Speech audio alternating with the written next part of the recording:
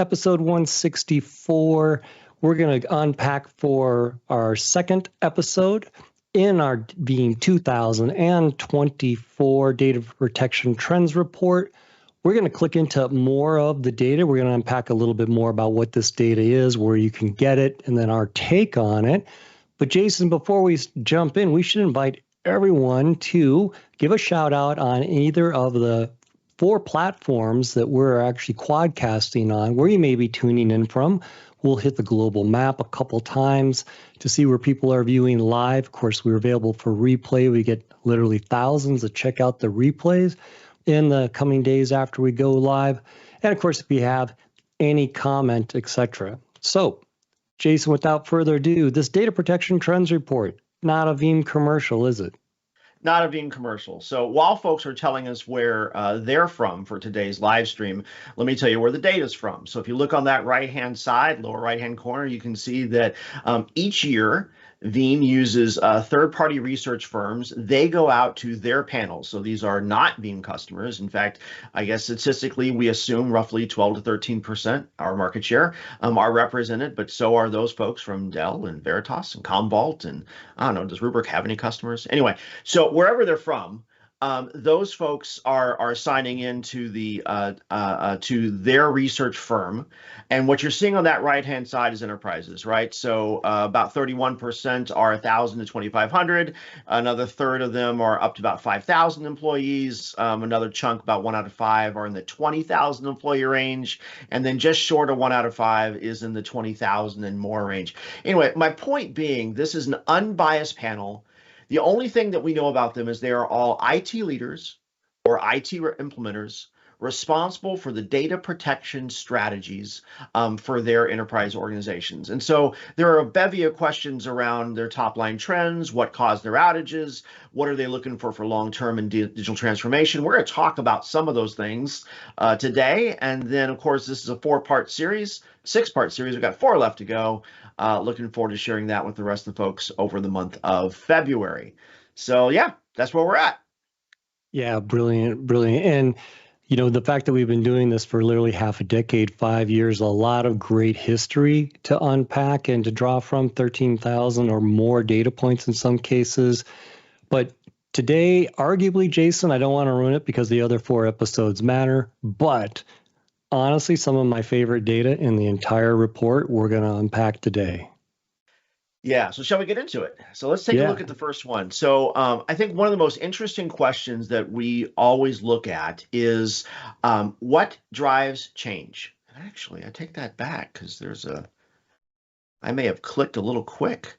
No, I didn't. My bad. What drives change? So if you were going to ask folks, and in fact, I think, Dave, you and I both asked versions of the question when we were running independent research at Gartner and ESG, respectively.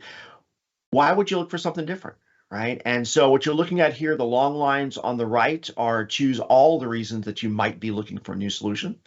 The one on the left is the short lines is when you can only choose what's most important. What's that one thing that is most likely to cause you to change your current backup solution? Now, Dave, there's 2 ways to look at this, but if we just take a look at that top one, it's most obvious. The most common reason to change, the single most important reason to change, is simply to improve the reliability of backup. That's not necessarily a condemnation of the backup industry, but what are your thoughts as far as why this keeps on bubbling up year over year? Yeah, at first blush, this could really look like a concerning stat, meaning, you know, what's going on with all the backup solutions in the industry. But really, Jason, you know, if you think about the nature of backup and recovery, it all starts with getting a good, clean copy of your data, meaning a backup. But a big part of this is not just was the solution able to back up the data, could it complete in the allotted amount of time? Could you meet the backup window, your SLA, however you want to phrase that? Right. So I think really what we're seeing, though, is that organizations are having more trouble because of the expansion of platforms, meaning we've got on-prem, we've got cloud, meaning SaaS, IaaS, PaaS. We've got a lot of different things that people have to protect, different hypervisors, different applications, different deployment models. All of that's adding stress on the system, particularly if they're more legacy in nature and not necessarily tuned for today's environment. So not a surprise that that jumps up to the top. It basically says the pain point is having trouble getting the initial part of backup and recovery done. Yeah, I think if I were to kind of pair that or punchline it, maybe think about it like this. If you're using a legacy backup solution and trying to protect modern workloads, you're not going to have a reliable backup, right? I mean, that's the end state, right? So roll back the clock 15, 16, 17 years now, right? When people first started protecting virtualization, they said, we'll just put an agent inside of each VM, just like they put an agent inside of every physical server. And they thought it would be just fine. And it wasn't just fine, right? When you use a legacy backup solution on a modern workload, you will not have a reliable solution. Now, Dave, the next thing that I think is worth looking at is take a look at the next 5 change drivers underneath that. And 2 of those 5 relate to cyber. Right. So we see enhanced detection coming in the top of that list. We see hardening the repository also in that top 5. In fact, if you added up the most important, because those are single choices, for detection and most important for it was hardening of the repository, you'd actually have the number 1 combining those 2 is actually ransomware is what's driving change, or maybe to meet the need or the ability to reliably recover from ransomware. Thoughts on that? Does that hold water for you? Yeah, it really does. And unfortunately, sad reality is more and more organizations not only experience cyber threats, ransomware, but they re-experience, meaning they got reinfected, they got successfully hit more than once. What that really means then is that their recovery systems, the recovery side of backup and recovery, are being pressed into action with more frequency, perhaps even with more volume of data that they have to bring back. You think about the more likely or most common, quote, disasters are essentially that someone dropped a file, a folder, maybe a machine, not that they had to bring back potentially nearly 100% of their production in a real cyber event. Exactly.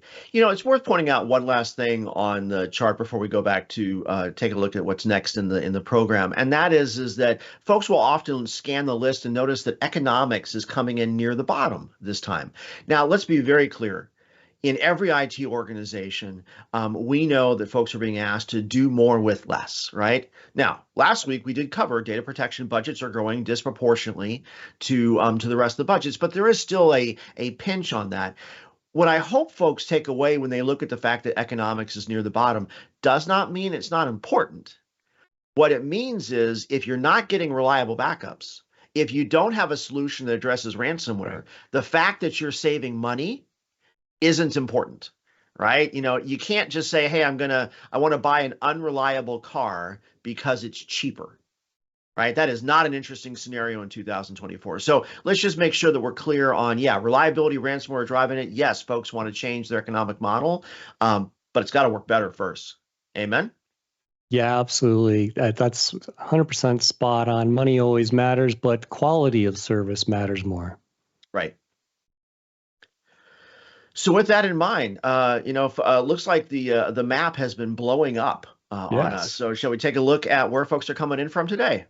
Yeah, we've got some interesting mix going on. Hey, look at LATAM. All right. Yeah, Latin America is looking really sharp. United States, we have the states of Florida, Georgia, Panama, Ohio, Texas, Colorado. And if we look a little bit further over, what we see is we've got Romania. Also interesting, you have Cyprus. If you look down kind of towards the middle at the bottom. So Cyprus is not someone we often get, so welcome. Yeah, to your point, Jason, if we look at South America, Brazil and Argentina, are obviously the biggest countries there. Had the pleasure of speaking at Veeam Argentina. Some of Jason's and my colleagues also did Veeam in Brazil. Very, very enthusiastic about the LATAM area. And look at Africa, Jason. We've got the Democratic Republic of Congo and Zimbabwe, also 2 regions that we don't normally get live. So welcome. Thank you for joining. Keep any participation notes coming, but any comments that you may have as well. So Jason, let's double click back in. I like to think of the data points that we just went over as a little bit of a heat map, right? What are the pain points? What can't you solve for? What is causing stress in your current backup recovery practice? Here we're going to look a little bit of then what's the rescue? What's the way out, as according to what the respondents had to say. Oh, I think that's a great read, right? So heat map is our problem statements. Okay, so what are we going to do about it, right? What are you looking for next, right? And you could oversimplify that last one and say, oh, well, the things that are driving me to change, that's what I'm going to fix. But I think this is actually a much cleaner view. So organizations were asked really around the perception and sentiment of what does a modern data protection or an innovative data protection solution look like? Right. And so we've added some color coding here because I think it makes the story a little bit easier to talk to. Take a look at the orange wedges. Let's start from the bottom and work our way up. You know, for 1 in 5 organizations, it looks like manageability is top of mind, right? So they're looking about management of costs and economics, operational efficiencies, and then also orchestration, right? And folks will find out if they don't know already, orchestration is my favorite part of data protection, because if you want to do anything at scale, you don't want to be doing it by hand. So I love the fact that for 1 out of 5 organizations, manageability is kind of top of mind. But Dave, take a look at the blue wedges. Now we got 4 different blue ones because there's all kinds of ways that a modern data protections can be cloudy, right? So we can use the cloud as a DR site, working from the bottom up. We can move workloads on-prem to cloud. There's lots of ways to do that. Backup is one. But let's take a look at those top 2 because I think those are really interesting and a testament to 2024. The insurance of standardizing protection between how you protect on-prem and how you protect IaaS and SaaS. I think that's huge as workloads move from place to place. And then my favorite on this slide, moving workloads from one cloud to another. Dave, let's talk about that one. That one's cool. Yeah, there's so much to unpack there, Jason. I mean, if I show my and our collective Veeam heritage age going back, say, I think it was about 5 years ago, maybe even closer to 6, we used to speak of to the cloud, across the cloud, born in the cloud, from the cloud, you know, and also just sort of a notion to this last one that you particularly highlighted, which is data movement in any one of those directions, right? Obviously, a lot of lift and shift, a lot of people speaking about going on-prem to a cloud, a lot of valid reasons to go from one hyperscaler to another or to go private cloud from a hyperscaler. And then, of course, there actually are valid reasons to repatriate data, which may not even be quote unquote repatriation. As we've discovered in other survey work, it was already the plan, meaning dev in cloud, go into production on-prem. What I like about what you honed in on, though, Jason, which of the blue bars that caught your eye the most, was the notion of data mobility. And sometimes we refer to that at Veeam as data freedom. But the idea that you can overcome the stickiness, whether you want to call it inertia or data gravity, and get data at the right place, which that, quote, right place, you may not know in advance of when you place the data there initially. Absolutely. Let me say it this way. A lot of organizations, if you want to embrace, say, Amazon, right? So they have a utility that can move your physical or virtual servers from on-prem into Amazon EC2 and S3. Can't get it back, but you can put it up there. Amazon or Azure has the same thing, right? Can get it up into Azure, can't get it back again, right? Neither of those utilities will help you move from the cloud of choice into the new cloud of choice, right? So this is what I call a Hotel California problem, right? You can put it up there, but you can't ever leave. One of the times when I give that example, Dave, you really need to pull one of those guitars off the wall and do the opening riff. That would totally make my day. Anyway, the point being, if you really want to be able to move workloads from one platform of choice to another, not just for the technical reasons, but for the business or economic reasons, like, hey, I stood it up in Google to begin with, but actually I'm a big 365 customer, so my CFO wants me to run it in Azure now so I can retire my credits. Whatever the business case is, you ought to be able to move it around. We can actually help you move it from place to place. And oh, by the way, continue to have consistent protection regardless of which cloud your workload is on this month, as opposed to last month or next. So I think that's super interesting. But Dave, you can't escape that big golden bar on the top of the screen. Let's talk about it again. What's driving change? What are folks asking for moving forward? Yeah, and here we see cyber come into play. And again, I think the reason why is that we're seeing cyber events become an increasing factor of why backup recovery solutions, especially the recovery side, are pressed into action. We've said it a few times over the years, Jason, but it used to be that we only restored 3 to 5% of the data that we ever backed up. We only stored 3 to 5% in a 12-month period. The tricks of that were you didn't know which 3 to 5% of data that you might need. You didn't know when you would need it. Now you look at cyber events, and maybe even without warning, unlike some weather events, you could now have to bring back 100% of production. Bad news to make things even worse, Jason, is that you could even have to do it again next quarter. You could get reinfected, or maybe you didn't contain the initial infiltration to begin with. So now I think what we're seeing are more and more organizations saying, if recovery solutions, if resiliency is going to be a key component of my overall cybersecurity posture, my backup and my security tools have to align better to be able to communicate to one another, be triggered by one another, etc. That's right. That's right. So now the other thing that I guess is worth pointing out is, this was a choose one, and there wasn't a massive leader, right? The difference between first and second, 3 points, and everything, the next 7 options down have another 3-point spread between them. There is no part of modern data protection that isn't probably represented in one of these key aspects. Is it fair to say, Dave, that means everything matters? Yeah, that's a great way to look at it. People are interested in backup and recovery for a variety of reasons, and it's no one thing. Much like we saw if you tuned in last week, and a little nudge if you didn't to go check out the replay, people aren't just backing up to solve for one kind of issue. There are multiple things that can take down a server unexpectedly. Cyber jumps up to the top, but there's a lot of other things too. Now, the corollary here, Jason, is hey, when I think about what's modern or what's a really innovative solution, it's got to be able to do a number of different things. A lot of cloud, a lot of security, though, crops up. And then in the orange, hey, much like your comment, which I thought was a great one on cost, if it's not usable, I can't get the value from this. Right.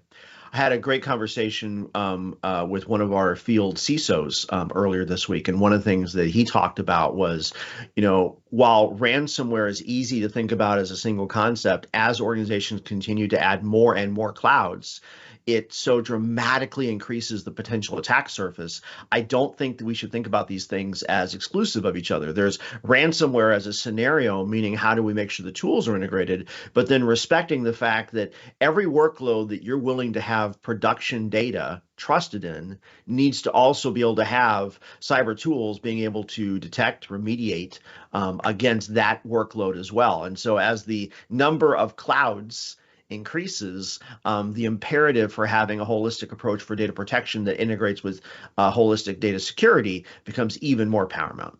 Fair? Very.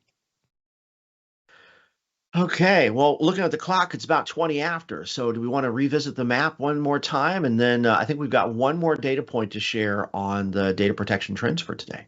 Yeah, we do have some more activity. Of course, we love it when the large geographies come in. Oh, hell, Canada. All right. Canada. Of course, yep, Canada jumps to mind here.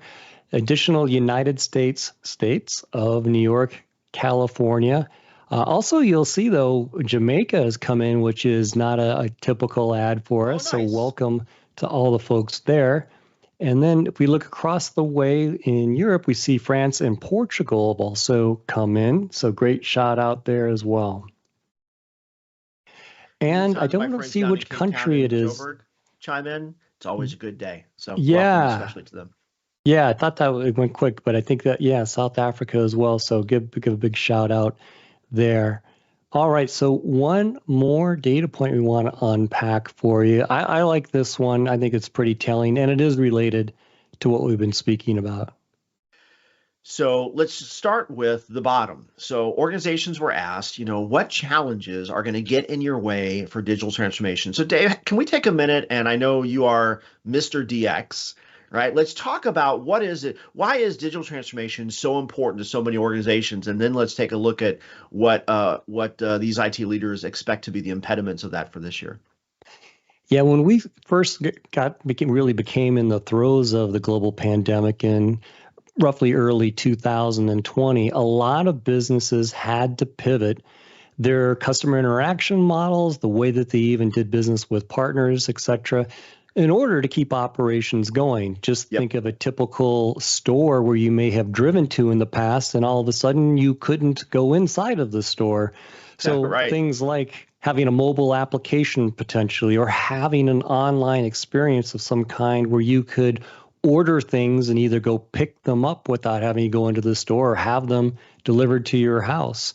That was but one activity, but the whole notion of digital transformation, new or expanded ways that a business can make things easier for partners and, of course, and customers as well. It's arguably a never-ending mission of really every single business. So for a little while, I think there was some digital transformation burnout, backlash, because the company wants to transform. Another way to view that, though, is simply, no, the company's trying to keep pace with the demands of the market, with the needs of whom they ultimately serve, and those are ever expanding as well. So that all sounds good. And of course, just about every company is an information company at some level, so data is going to be involved. But Jason, when we've highlighted in the past, there are not unlimited resources, be it budget or humans or infrastructure that you can deploy. So some of the organizations experience challenges or headwinds. What I think is interesting is when we look at the very top, over time, historically, the norms have been in, say, CIO level surveys, concerns of skills usually rose up, as well as funding or money available. Right. And skills are represented here, no surprise, Jason, but take a look at number one and number two. I'll toss it over to you. Number one, or highest on this list, tied, is cyber threats. We're beginning to see a theme in all three of these data charts, aren't we? Yeah, we are. In fact, some of the data that's also in the report, and again, we encourage everyone to hit that QR code, download the report overall. There's some really interesting double clicks that kind of come out of this. But you're right, Dave. Typically in the past, we've always seen that skills was the biggest hindrance, and then there's things like not enough budget, not executive support, and all those things that you still see. It's worth noting, by the way, the bottom option, 1%, only 1% of organizations don't anticipate any challenges at all. It's going to be just great, right? But those top two, bad humans and arguably good humans, right? So bad humans, we got bad actors doing cyber threats, and we see that not only from their spending on the technologies to prevent, to monitor, to remediate. We also see that in a huge amount of effort going on in education. There's another question in the survey that talked about, what are your major culture initiatives? And while you would like to think it's things like long-term retention and regulatory compliance and aspects like that, business management, process improvement, top one is phishing education, right? So we just cannot get away from the distraction that so many organizations are facing in order to address cyber. Now, those are the bad humans. Dave, let's talk about the good humans on this one. Yeah, if that's kind of a less than aspirational notion, meaning trying to fend off attacks onto your system or internal threats for that matter. Right. The second one is around environmental sustainability, governance, good human kind of notion. These are positive activities, but yet when you take both of these combined, cyber, the bad human, and then doing more interesting goals, more positive goals of ESG or environmental sustainability governance, they are nonetheless an opportunity cost from the organization doing the types of things that they would like to keep up with the digital expectations of their marketplace, their customer base, and partners. So when you think about it, Jason, there's not a lot of slack in the system, meaning we covered last week that if you think about a Gartner, you think about an IDC, they're forecasting 4% budget growth across the globe on average for all data center spend. So not a lot of increase, and yet a lot of reasons why people are trying to advance their systems, trying to replace gear. And at the same time, though, they're having to basically contend with cyber threats and then reacting to what they're expected to do from an ESG perspective. So now all of a sudden the board is coming in and telling them they've got to do a lot of other things than what they actually really thought they would be focusing on. Yeah, this almost seems like a hierarchical stacking of needs, right? So Yes. we have to modernize IT. We have to do digital transformation because otherwise our business won't keep up with market. We won't be able to meet the needs of our users or our customers, right? So that seems foundationally important. We also have to take care of our planet and the humans that work in our companies and the humans that work in our communities. And so ESG becomes a higher value goal than that. And then on top of that, we have to make sure we can survive and that the bad actors don't win, right? And you start working through that, and none of those things are bad. It's just that whole 4% budget increase isn't going to pay for all of them. And what you end up with is just, a lot of things on this list are not going to get what they really ought to for organizations to make their goals. So lots of other pieces in that. Really encourage folks to download the whole report to take a look. And we're not done. This is week 2 of 6. We got more to talk about for the next several. But what else is going on in the Veeam world? Yeah, so coming up tomorrow, our colleague Anthony Spiteri is going to have a chat with our other colleague, Michael Cade of Note. His podcast, The Sound of Tech to Come, is going to be available tomorrow at 8 a.m. Eastern Time on our YouTube channel, the Veeam YouTube channel, or at veeam.podbean, that ends with an N as in Nancy, podbean.com. It's also available in other platforms as well. I happened to listen to that episode last week. Highly encourage you to check it out. I think it's only about 30 minutes long, but it's very informational.